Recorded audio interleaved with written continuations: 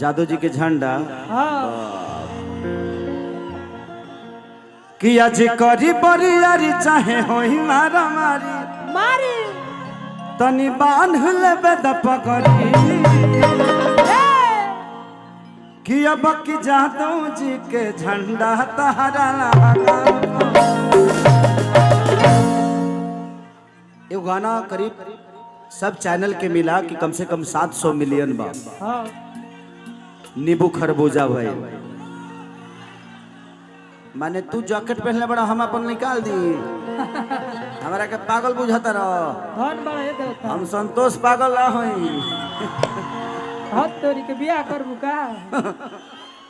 I am not Santosh पागल, I am Durgesh नहीं। एगो हम एक दिन देखा तनी कहता कि खेसारी लाल मेरा जीजा है। जीजा है दुर्गेश नाई का जीजा है खेसारी लाल यादव। अरे बाप हो बाप, 2-3 गो मेहरारू हमारे गाँव में चल गई बड़ी से हमारे से बिना बियाह है कैले कहते से खेसारिये जी पर रहो। अब हम एक होते हैं हमारे तो बुझाते जो व्हाट्सएप के मैसेज हो गए बनी हम कहाँ कहाँ सेंड होखी रे कि नींबू खरबूजा भइल कैसे कि न सिंगार न पटार लगतारू जान मार में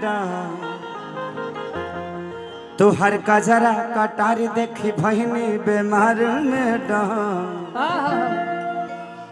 तो बोलो कैसे कैसे तो बोलो कैसे अजूबा भाई।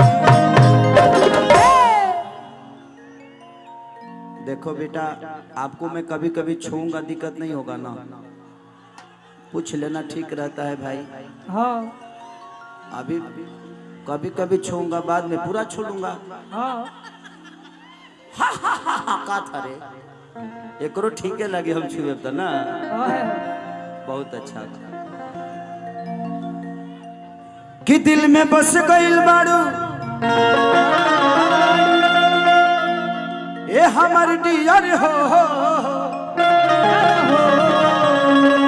कि जान ले लेता जानता हर साड़ी पियर हो कि है लटकल बाबे धागा ई बोल के करा नाम के हरे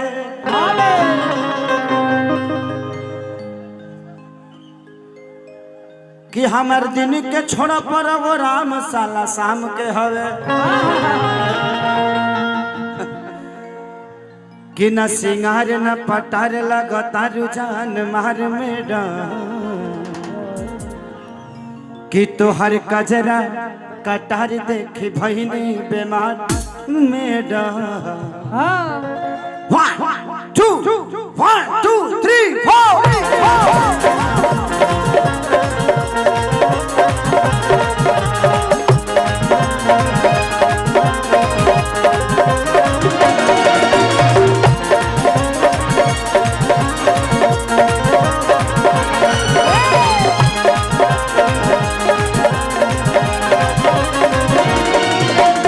हर न पतार लगातार जान में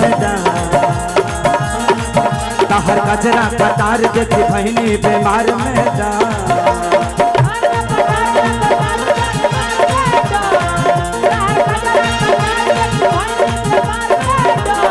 तो बोलो कैसे अजूबा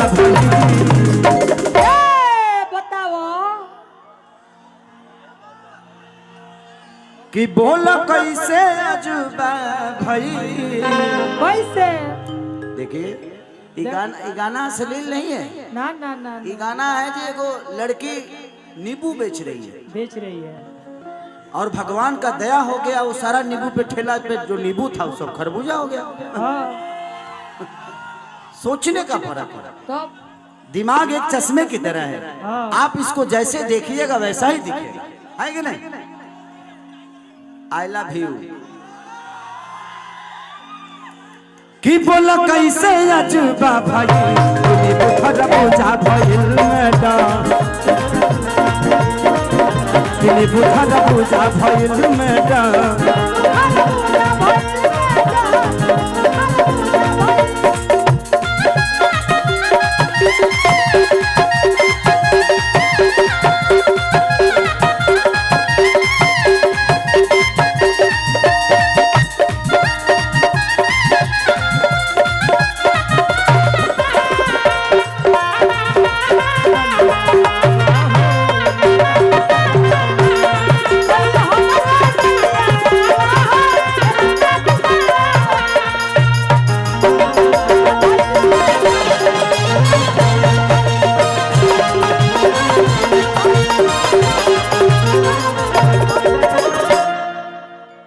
कि बाल तोहारी करे झप झप झप झप झप झप झप कि कमर तोहारी करे